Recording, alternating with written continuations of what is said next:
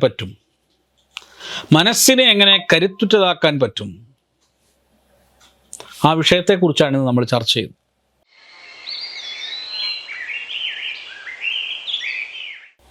ഭാരതീയ ദർശനങ്ങൾ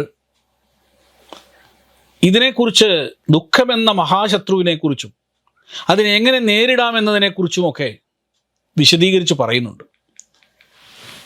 സങ്കടങ്ങളും തിരിച്ചടികളും ഉണ്ടാകുമ്പോൾ അതിൽ തളർന്നു പോകാത്തവരായിട്ട് ആരും ഇല്ലല്ലോ.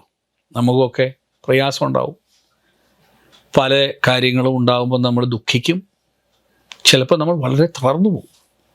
അങ്ങനെയുള്ള എത്രയോ ആൾക്കാർ എന്നെ ഫോണിലൊക്കെ വിളിക്കാറുണ്ട്, നേരിട്ട് വന്ന് കാണാറുണ്ട്, എൻ്റെ ക്ലാസ്സുകൾ പഠിക്കുന്നവരായിട്ട് വരാറുണ്ട്.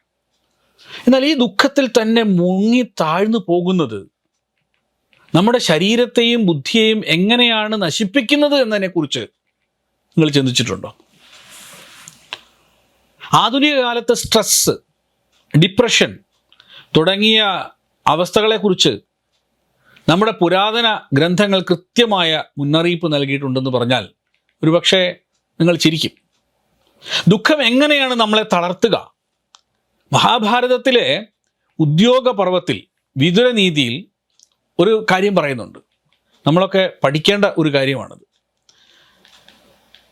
അത് സന്താപാത് ദൃശ്യത്തെ രൂപം, സന്താപാത് ദൃശ്യത്തെ ബലം, സന്താപാത് ദൃശ്യത്തെ ജ്ഞാനം, സന്താപാത് വ്യാധി മൃച്ഛതി. ഒരു ശ്ലോകമാണ്. ആ ശ്ലോകത്തിൻ്റെ അർത്ഥം വളരെ ലളിതമാണ്, പക്ഷെ വളരെ അഗാധമാണ്. അമിതമായ ദുഃഖം നമ്മുടെ 4 പ്രധാന ഘടകങ്ങളെ ഇല്ലാതാക്കുന്നു. 4 പ്രധാന ഘടകങ്ങളെ ഇല്ലാതാക്കും. 1, രൂപം. മുഖത്തെ പ്രസന്നതയും ആരോഗ്യകരമായ ശോഭയും നഷ്ടപ്പെട്ട് ഒരാൾ പെട്ടെന്ന് വാർദ്ധക്യത്തിലേക്ക് നീങ്ങാൻ ഈ കടുത്ത ദുഃഖം കാരണമാകുന്നു. അതുപോലെ മറ്റൊന്ന് ബലമാണ്. ശാരീരികമായ ഊർജവും പ്രതിരോധശേഷിയും ദുഃഖം കവർന്നെടുത്തു കൊണ്ടുപോകും. 3ാമത്തെ ജ്ഞാനമാണ്.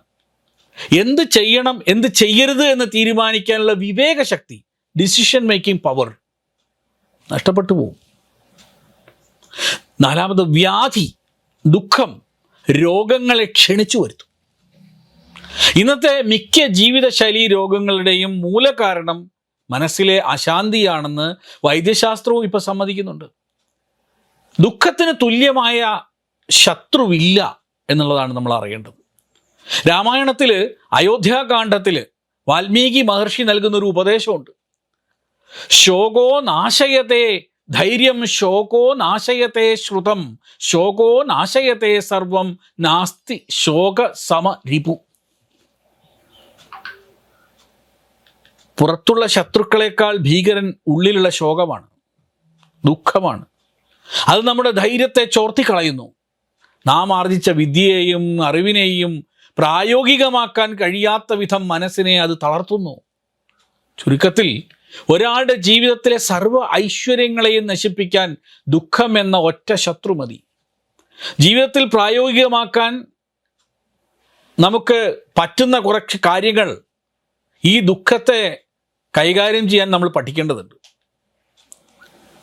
കാരണം ഈ മഹാഭാരതത്തിലെയും രാമായണത്തിലെയും ഒക്കെ ശ്ലോകങ്ങൾ, മഹത് വചനങ്ങൾ കേവലം വായനയിലോ പുസ്തകത്തിലോ ഒതുക്കി നിർത്താതെ ജീവിതത്തിൻ്റെ ഭാഗമാക്കാൻ നമ്മൾ പരിശീലിക്കേണ്ടതുണ്ട്.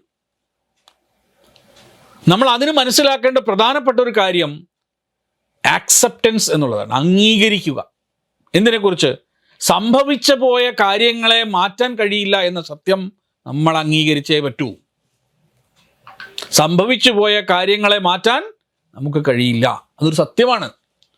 ഭൂതകാലത്തെക്കുറിച്ചുള്ള അനാവശ്യ ചിന്തകളാണ് ദുഃഖത്തിൻ്റെ വേരെന്നറിയുക. ദുഃഖത്തിൻ്റെ വേര് കഴിഞ്ഞുപോയ കാലത്തെക്കുറിച്ചുള്ള അനാവശ്യ ചിന്തകളാണ്. അതുകൊണ്ട് നമ്മുടെ യോഗസാധനയിലൊക്കെ എപ്പോഴും പറയുന്നൊരു കാര്യം, പോയ കാര്യങ്ങളെക്കുറിച്ച് ചിന്തിച്ച് ദുഃഖിക്കരുത്, സന്തോഷം നഷ്ടപ്പെടും. അഷ്ടാംഗ യോഗങ്ങളിൽ ഒന്നാണ് സന്തോഷം. അതുകൊണ്ട് കർമ്മത്തിലാണ് ശ്രദ്ധിക്കേണ്ടത്. വിതുരനീതി പറയുന്നത് പോലെ ദുഃഖിച്ചിരുന്നാൽ പ്രശ്നം തീരില്ല. വിതുരനീതി അത് പറയുന്നുണ്ട്, ദുഃഖിച്ചിരുന്നാൽ പ്രശ്നം തീരില്ല കേട്ടോ, മറിച്ച് ആ അവസ്ഥയിൽ നിന്ന് പുറത്തു കടക്കാൻ ആവശ്യമായ ചെറിയ കാര്യങ്ങൾ, അതായത് ആക്ഷൻ നമ്മൾ ചെയ്തു തുടങ്ങുക എന്നുള്ളതാണ്. അതിലൊന്നാമത്തെ കാര്യം ശാരീരിക വ്യായാമമാണ്. സന്താപാത് വ്യാധിമൃച്ഛതി എന്ന വാക്യം നമ്മൾ ഓർക്കണം. ദിവസവും വ്യായാമം ചെയ്യുന്നത് മനസ്സിലെ പിരിമുറുക്കം കുറയ്ക്കുന്നതിന് ഹോർമോണുകൾ, അതായത് നമ്മുടെ പിരിമുറുക്കം കുറയ്ക്കുന്ന ഹോർമോണുകൾ ഉൽപ്പാദിപ്പിക്കാൻ സഹായിക്കും. അതുകൊണ്ട് നടക്കാൻ പോവാം, നമുക്ക് ചെറിയ ചെറിയ വ്യായാമങ്ങളൊക്കെ ചെയ്യാം. അങ്ങനെ വരുമ്പോൾ വലിയ മാറ്റം വരും.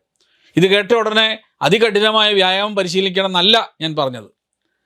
അതുപോലെ വിവേകം ശീലിക്കുക, അത് വളരെ പ്രധാനപ്പെട്ട ഒരു കാര്യമാണ്. അതായത് വികാരങ്ങൾക്ക് അടിമപ്പെടാതെ ബുദ്ധിപൂർവം കാര്യങ്ങളെ വിശകലനം ചെയ്യാൻ പഠിക്കുക, വളരെ പ്രധാനപ്പെട്ട കാര്യമാണ്. പലപ്പോഴും വികാരങ്ങൾക്ക് അടിമപ്പെട്ട് നമ്മൾ ചെയ്യുന്ന പ്രവൃത്തിയോ നമ്മൾ നടത്തുന്ന സംഭാഷണങ്ങളോ ഒരു വലിയ സംവിധാനത്തെ തന്നെ തകർക്കാൻ കാരണമായേക്കാം, അല്ലെങ്കിൽ നല്ലൊരു ബന്ധമില്ലാതാകാൻ കാരണമാകാം, അല്ലെങ്കിൽ നമ്മുടെ ജീവിതത്തിൽ ഒരു വലിയ നഷ്ടം വരാൻ കാരണമാകാം.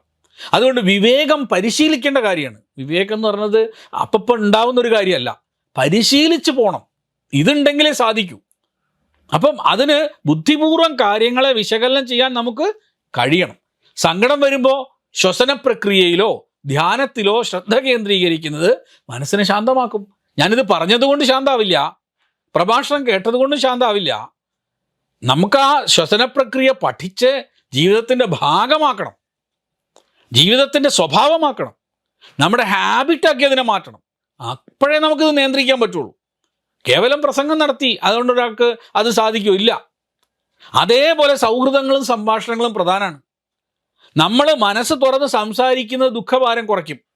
അത് കൂട്ടുന്ന സംഭാഷണങ്ങളും കൂട്ടുന്ന സൗഹൃദങ്ങളും ആണെങ്കിലോ അത് കൂടുതൽ കൂടുതൽ പ്രയാസത്തിലേക്കാണ് നയിക്കുക. അപ്പം നല്ല സത്സംഗങ്ങളിൽ ഇടപെടുക, അത് വളരെ പ്രധാനമാണ്. സത്സംഗങ്ങളിൽ നമ്മൾ എങ്ങനെ ഇടപെടുക? നമ്മൾ ചെയ്ത സാധനയുടെ ഉപാസനയൊക്കെ നമ്മൾ പതുക്കെ പതുക്കെ നമ്മൾ ജീവിതത്തിൽ പകർത്തുമ്പോൾ ഉണ്ടാവുന്ന അനുഭവങ്ങൾ മറ്റുള്ള സാധകന്മാരായോ ഉപാസകന്മാരായോ അങ്ങനെയുള്ള വ്യക്തികളായിട്ടോ സംസാരിക്കുമ്പോഴാണ് ദുഃഖഭാരം കുറയുക. അല്ലാതെ രണ്ട് ദുഃഖിതരായ ആളുകൾ പരസ്പരം സംസാരിക്കുമ്പോൾ അവിടെ ദുഃഖം കൂടുകയാണ് ചെയ്യുക. അപ്പോൾ അതേപോലെ നല്ല പുസ്തകങ്ങൾ വായിക്കുന്നത്, അതായത് നമ്മൾ യോഗികളെക്കുറിച്ചോ സന്യാസിമാരെക്കുറിച്ചോ അല്ലെങ്കിൽ വലിയ വലിയ ഓൺട്രപ്രനേഴ്സിനെ കുറിച്ചോ ഒക്കെ നിരവധി പുസ്തകങ്ങളുണ്ട്, അവരുടെ ജീവചരിത്രങ്ങളുണ്ട്. അതൊക്കെ വായിക്കുന്നത് നമുക്കെന്ത് ചെയ്യും? വളരെ നല്ല ഒരു കാഴ്ചപ്പാട് തരാൻ സഹായിക്കും. അങ്ങനെ നിരവധി പുസ്തകങ്ങളുണ്ട്. ഇന്ന പുസ്തകം എന്നല്ല, ആ പുസ്തകങ്ങളെ പരിചയപ്പെടുത്തിക്കൊണ്ട് ഞാനൊരു എപ്പിസോഡ് തന്നെ ചെയ്യാം. അത്രയും കാര്യങ്ങളുണ്ട്. അപ്പോൾ നല്ല പുസ്തകങ്ങൾ വായിക്കുന്നതും പോസിറ്റീവായ ആളുകളുമായി സമയം ചെലവഴിക്കുന്നതും ദുഃഖം അകറ്റാൻ നമ്മളെ സഹായിക്കുന്ന ഒരു കാര്യമാണ്. ചുരുക്കി പറഞ്ഞാൽ, വളരെ ലളിതമായി പറഞ്ഞാൽ, നമ്മുടെ ഋഷിമാർ പഠിപ്പിച്ചത് ദുഃഖം ഒരു സ്വാഭാവിക വികാരമാണെങ്കിലും അതിൽ അഭിരമിക്കുന്നത് സ്വയം നശിക്കുന്നതിന് തുല്യമാണെന്നാണ്. ജീവിതത്തിൻ്റെ കടിഞ്ഞാൺ ദുഃഖത്തിന് വിട്ടുകൊടുക്കാതെ ധൈര്യത്തോടെ മുന്നേറാൻ നമുക്ക് സാധിക്കണം. അതിനുവേണ്ട പ്രയത്നം നമ്മൾ ചെയ്യണം. അതിനൊരു തിരിച്ചറിവുണ്ടാവണം. മഹാഭാരതവും രാമായണവും ഒക്കെ പണ്ട് കാലത്ത് ആളുകൾ വായിച്ചിരുന്നത് ഇത്തരം അറിവുകൾ നേടുന്നതിന് വേണ്ടിയാണ്. ഇതൊക്കെ അന്ധവിശ്വാസമാണെന്ന് പറഞ്ഞ് തള്ളിയാൽ പിന്നെ അതിൽ നിന്ന് നമുക്ക് എടുക്കാൻ എന്താ ബാക്കിയുള്ളത്? അതുകൊണ്ട് നമ്മൾ മഹാഭാരതവും രാമായണവും ഒക്കെ വായിക്കാനും അത് കുട്ടികളെ പഠിപ്പിക്കാനും, അപ്പോൾ അവരുടെ ജീവിതത്തിൽ വലിയ പ്രതിസന്ധികൾ ഉണ്ടാകുമ്പോൾ അതിനെ നേരിടാൻ അവർക്ക് ശക്തി നൽകുന്നതും ഒക്കെ ആയിട്ട് അത് മാറും. അതുകൊണ്ട് അതിനുവേണ്ടി എല്ലാവരും പരിശ്രമിക്കണം. നമ്മൾ മഹാഭാരതവും രാമായണവും മഹാഭാരതത്തിലെ വിതുര നീതിയും ഒക്കെ പഠിക്കണം എന്ന് മാത്രം പറഞ്ഞുകൊണ്ട് എല്ലാവർക്കും ശുഭദിനം നേരുന്നു. നമസ്കാരം.